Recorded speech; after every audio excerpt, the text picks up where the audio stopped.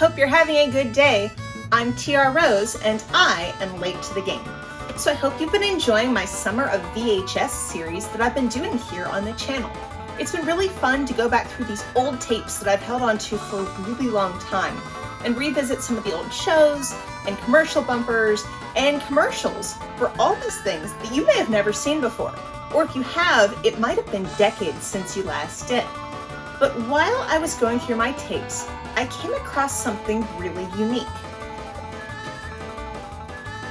This is a promo VHS that was sent to me as a subscriber of Nintendo Power magazine in 1996. This is an advertisement tape for the Nintendo 64, which had already released in Japan, but hadn't yet released in North America. So this is a funny little time capsule. You can see on the back, it has a picture of the controller, which I don't think was as bad as history makes it out to be. It was really innovative at the time, but in hindsight, yeah, it was kind of awkward to hold. You weren't sure which grip to use. But this cool little tape it's really silly. It follows 3 pro gamers from the late 90s, and it's very cringy. But, you know, it takes them to Nintendo headquarters and lets them demo out 3 games. So you get to see some gameplay from Super Mario 64, of course, and Pilot Wings, and then Star Wars Shadows of the Empire. So it's kind of fun to see this early gameplay, but the video is very silly. But it's all about change the system. And you know, it's the first ever 64-bit console. So it's really kind of a fun time capsule. I found another tape where I had recorded these news broadcasts from Christmas 1996 that talk about the hot toys of the year and how hard it is to get one because they feature Nintendo 64.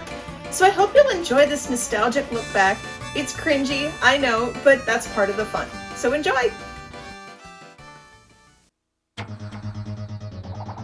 On June 23, 1996, N64 was released in Japan. The results were nothing less than phenomenal. Within hours, over 500,000 systems cleared the shelves.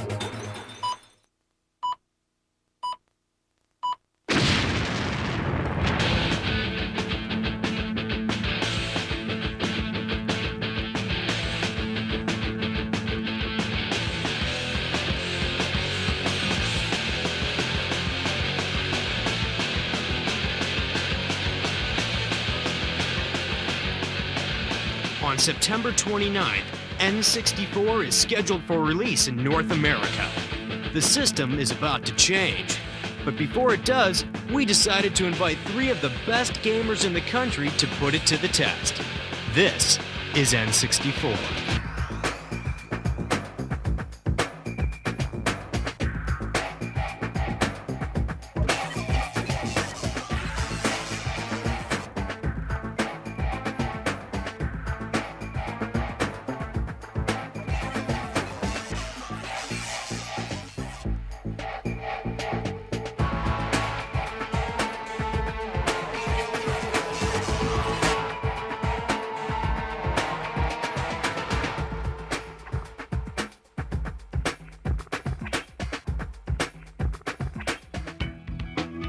Good evening, gentlemen. We've been expecting you.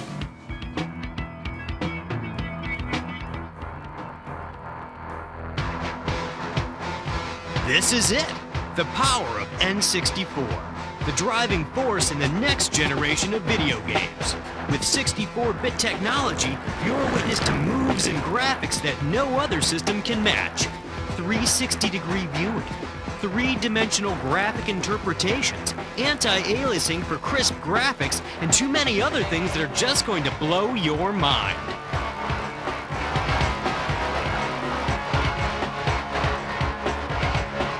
Welcome to N64.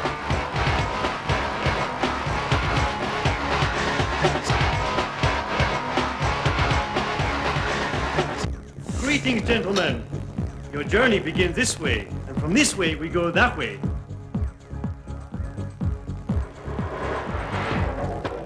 Yo, what is this? Yo, it's kinda dark in here. No kid.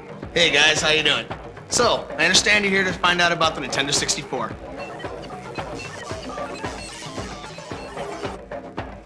Nintendo 64, we call it that because it happens to be the world's first 64-bit hardware. Now, I could go on and on about all the technical stuff, but I think it's easier for me to explain that as I show you the game. Hello! So let me jump into the game. You notice that Mario's standing in this huge field outside of a big castle. Now, if I take the control stick and I just move it a little bit, you notice that Mario starts to tiptoe. I move it a little bit farther, Mario starts this kind of slow walk. Crank it and he goes full out sprint. Whip it in circles. Full 360-degree control. 360! And I'm gonna cruise up into this castle, because that's where most of the levels are. Go, little man, go. Whee! What kind of skills do you have, little man? Now that I'm inside of the castle, before I go show you a level, I'd like to show you some of the cool things that Mario can do. And I'm sure you've seen traditional Mario games. You know that Mario can do things like climb and jump on enemies. But now Mario's got some stunts. Check out Mario, man, doing those backflips. I push the Z and then push jump. Whee! Mario does a layout double backflip. Awesome. If I like run along, push Z jump, whoa, Mario jumps a mile. Oh, look at that. Did you see him climb? I can get Mario to do things climbing trees. I can get Mario to do things by hanging on ledges. I can do a ton of stuff with Mario. Oh, did you see that? Yo, you see the way he went to that door? No kidding. Here we go!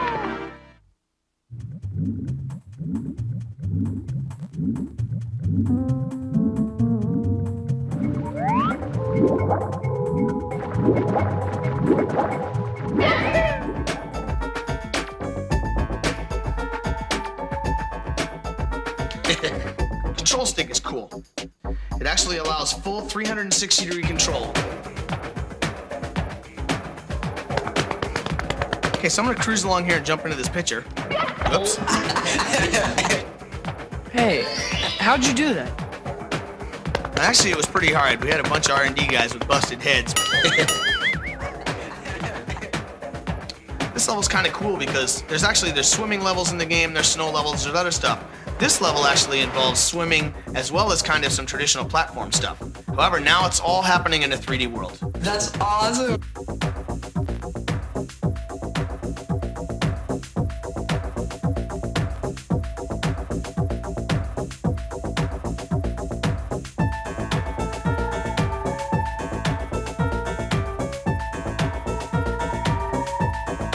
That was smooth. There's one other cool area I'd like to show you in the game before we move on to the other products. And that's Bowser.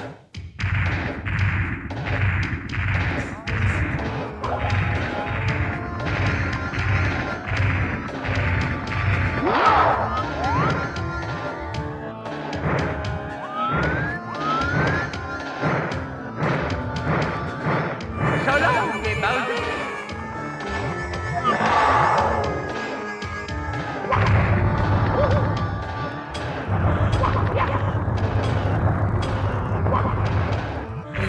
This is too cool. Now, I'm not going to go all the way through this level, but I just want to show you some of the cool things you can do in here.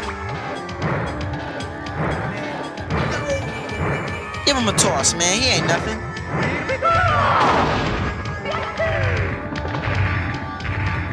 Anyway, I think I could go on for about the next 20 hours telling you about Mario 64, but I think it's time we move on to Armand, who's going to show you Pilot Wings.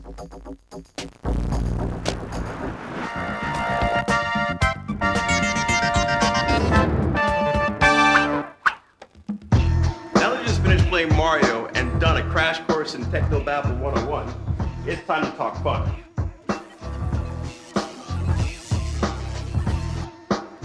What's really different about Pilot Wings is that you get to deal with more than just airplanes. You've got hang gliders, you've got rocket packs, and you've got gyrocopters. It's the most unique flight simming game you've ever played in your life. When you're playing the game, you feel like that you're actually in the game. For example, in this hang glider level, there's going to be some rings you got to fly through. That's the first part of it.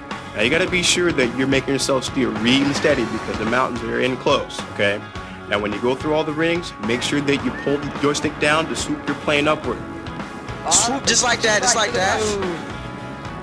When you're going in for the landing, you want to use your A button, or commonly known as the blue button.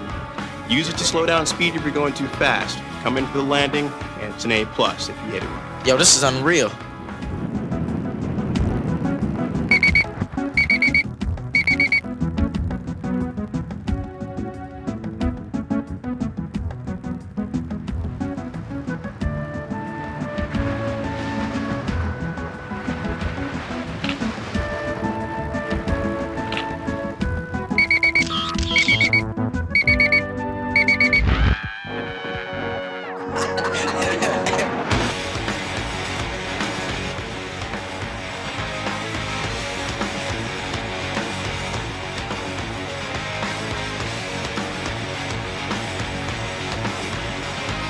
point to you think you're actually good at this game? Haha, try this. Try getting at least a silver or gold medal in all 3 events, and you're gonna open your way up into some new hidden levels, like the cannonball stage. One thing that's really cool about the cannonball is that you can use the R button to change your camera angle, and that way you get a true feeling of yourself being in a real-time 3D environment. The jungle hopper. Haha, that's one of my favorites. In this area, the object is to jump across the USA. Now you want to use your analog joystick once again to make sure that you get the longest jump possible. You jump over this building here, and then you go around the bend and try to find the best way to get to the actual goalpost.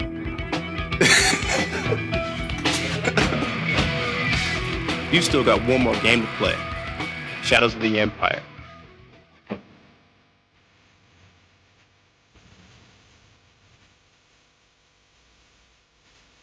Well, I guess you 2 guys are here to see Star Wars Shadows of the Empire.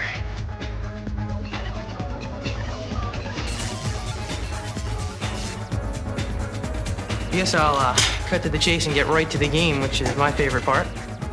One of the really unique things about Star Wars is that there are several different game types in this game, actually. You fly a snowspeeder over the ice world, you're a guy in a corridor in a maze type level. You actually fly in a spaceship. You ride a swoop bike, which is kind of like a big speeder bike across the land.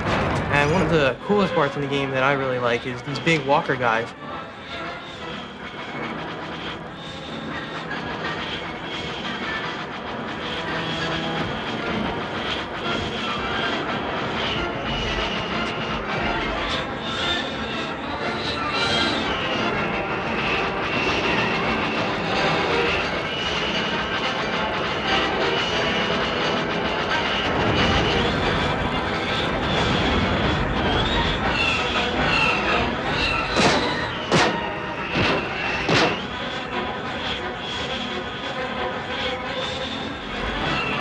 You can actually fly around them and wrap them up with a tow hitch.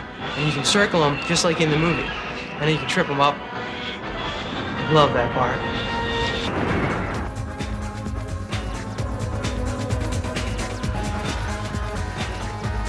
The world is in real 3D, so I can look around and go anywhere I want. But I can also aim and shoot up at enemies that are high, low. I can strafe and run and shoot in different directions. You're out there, Henry. I can jump over objects. I can actually duck and fire at some of the stormtroopers.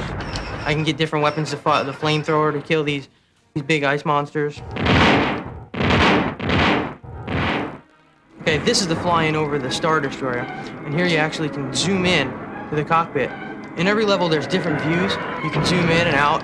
You can watch the guy from a third-person view, or you can actually watch from a first-person view. Here I have to destroy all these TIE fighters, watch out for asteroids. As you can see, the explosions here are just as good as the other level. Whoa! I just love that part.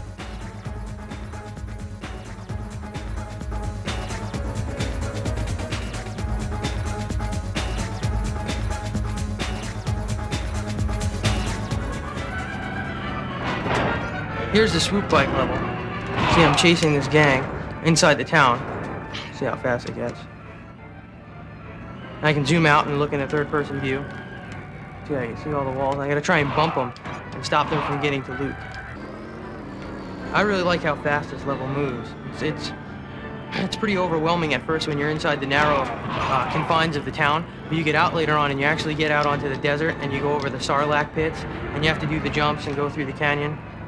Insane. Here I can go anywhere I want and look at things. I can search the walls and stuff and find hidden items.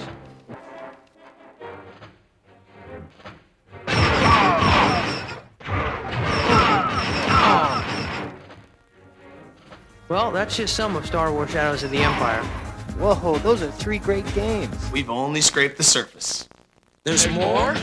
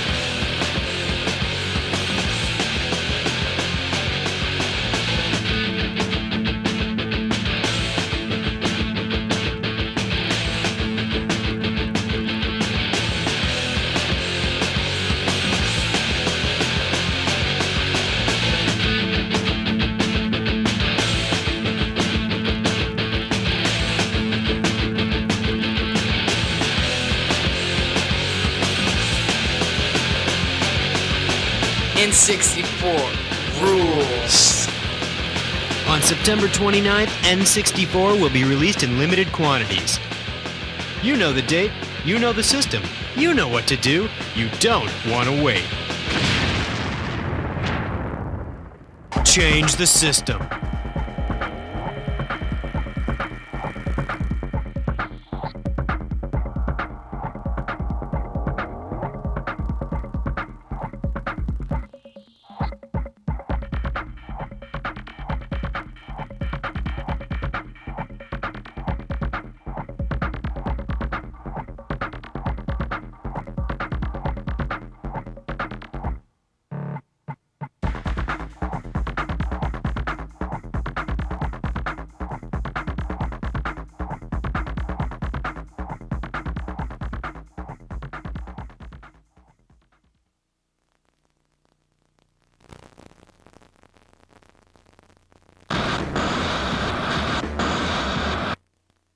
You still want more?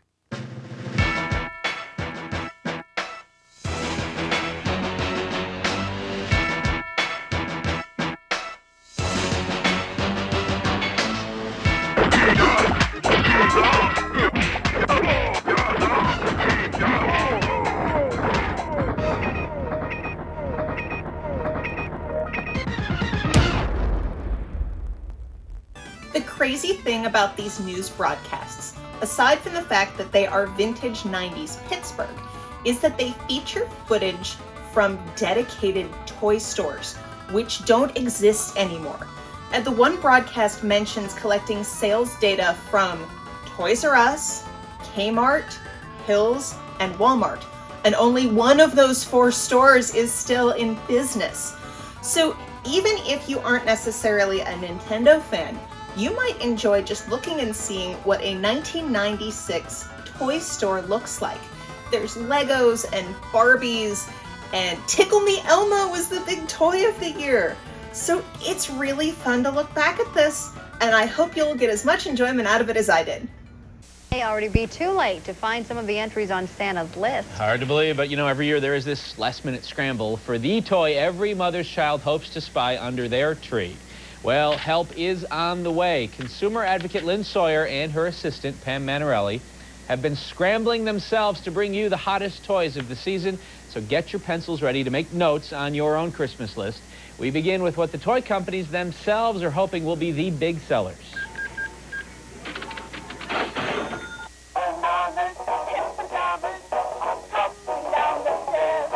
It is a $20 billion industry in this country. That broken down means we spend about $350 per child per year on toys. Here is what the vendors believe will be the hot tickets this year. Mattel is putting its money on Holiday Barbie and Pet Doctor Barbie. It also has high hopes for Hot Wheels' mega rig construction site for the hands-on set. The company's Dizzy Dryer game is in serious contention. Parker Brothers reserved its top spot for Cybershot.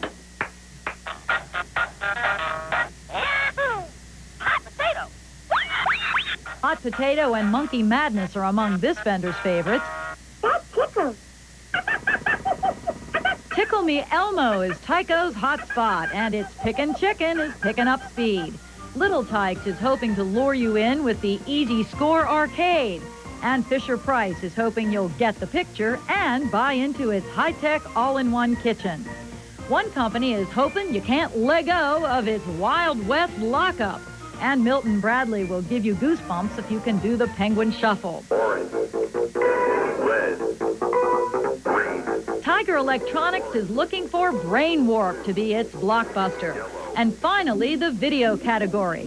Nintendo has all its marbles in the Ultra 64. While Sega's still with Saturn, and Sony is counting on the PlayStation to keep it in the black. There you have it. These are the toys manufacturers themselves are counting on to be the best sellers. Dazed and amazed? Well, the retailers have already done their shopping. Tomorrow we'll tell you what they're betting on this season. Lynn Sawyer, KDKA TV News. Fill the shelves. Which ones do you buy?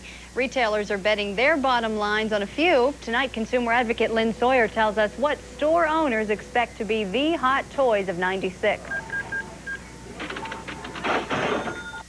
found out if you're going to get the holiday Barbie for that particular year, you have to start looking in August.